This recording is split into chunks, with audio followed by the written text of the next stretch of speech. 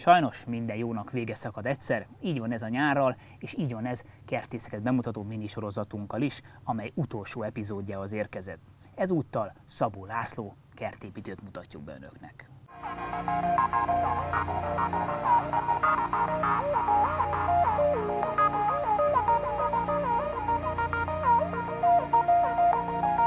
...92 óta működik a cég, először egyéni vállalkozásként, aztán 97 óta ilyen Kft. Társas formában Kft.-ként.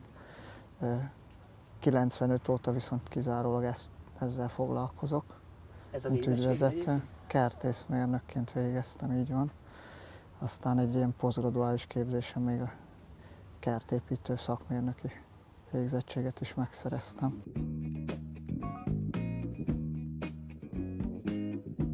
Az embereknek most már még talán erőteljesebb igényük van a szép környezetre, amihez hozzájárul a kertépítő is a munkájával a falakon kívül.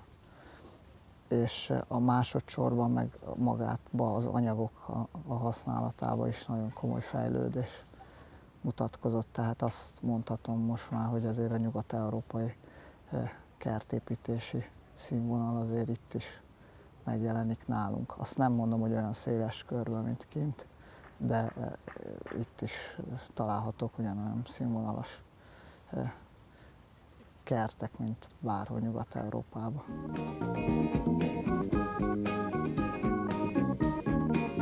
Tervezéstől kezdve, ami az épületen kívüli környezethez hozzátartozik, gyakorlatilag mindent meg tudunk csinálni, meg tervezzük, és ezeket kivitelezni is tudjuk.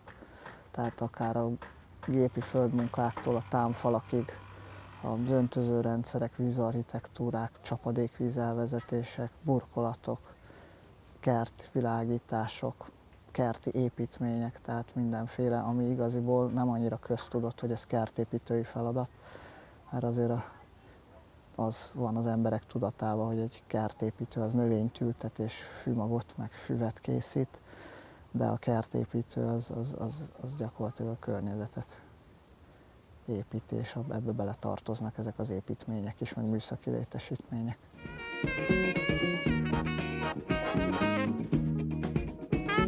Pontosan milyen kerti létesítményekre gondolsz? Tehát mik ezek az újszerű kerti létesítmények?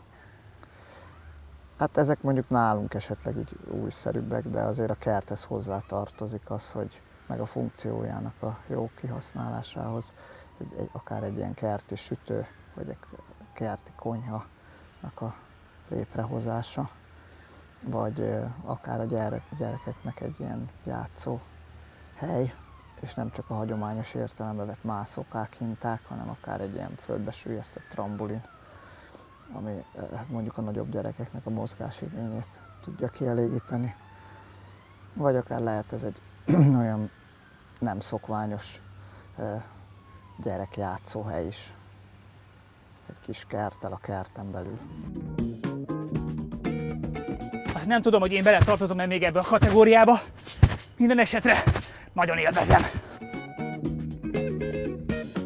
Érzéseik vannak, érzelmekkel állnak ehhez a témához, és a tudást azt úgy valahogy mellé kell konstruálni, és akkor ebből születik utána az ő meglevő érzelmeivel mondjuk a kerttel kapcsolatban, és az hozzáadva az, hogy milyen lehetőség, hogy mit lehet megcsinálni, meg ötleteket adni. Tehát ez mondjuk nem olyan, mint Angliában, ahol többször jártam már, és látom az ottani kertkultúrában, ott eleve az embereknek a tudása jóval nagyobb a környezettel kapcsolatban, mint mondjuk nálunk. És ezért máshogy is viszonyulnak hozzá, meg mondjuk egy kertépítőnek is más feladatai vannak, mint itt mondjuk Magyarországon.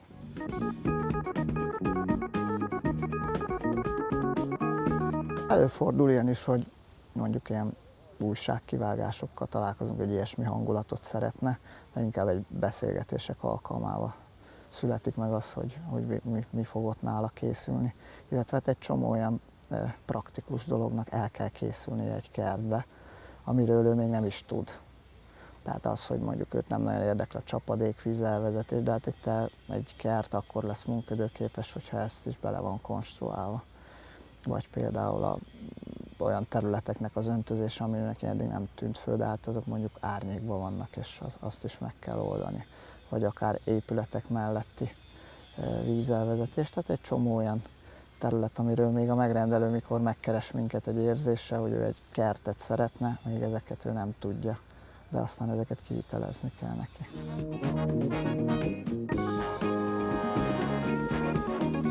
Nagyon szép tető kertben ülünk most is éppen, egy ilyet nehéz kivitelezni?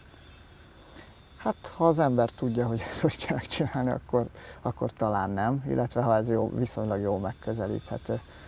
Meg ha mondjuk az építés fázisába kerülünk oda, akkor talán nem. Aztán, ha már egy kész épületen kell kivitelezni, az már egy kicsit macerásabb.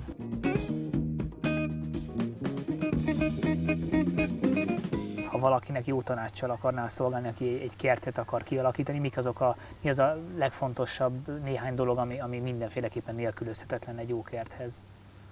Hát, ha lehet, akkor egy kerttervező kollégával kellene konzultálni, hogy első lépésként, és meghallgatni az ő tanácsait, vagy meghallgatni, hogy ő neki milyen meglátásai vannak azzal az adott környezettel kapcsolatban. Ugyanúgy, mint hogy az épületeket megterveztetik, és átgondoltan kerülnek ezek építésre, nálunk sajnos még nem elég elterjedt az, hogy a környezetet is ugyanígy meg kell alkotni, tervezni, akár korosztálytól függően is, tehát nem mindegy, hogy azt a kertet kik fogják használni, milyen korosztály. Aztán ennek majd lehet, hogy 10-20 év múlva lesz egy ilyen váltása vagy rotáció, és akkor ez majd megfogalmazódik egy másfajta kerthasználat, de mindenképp úgy kell tekinteni, hogy ez a belső térnek a folytatása. Tehát ha az egy tájképi kert, akkor ennek annak kell lenni. Azt hiszem, itt az ideje, hogy meglátogassam Zsákos Frodó barátomat. Frodókám, én vagyok az! Szevasz! Gyűrűt tisztogatsz?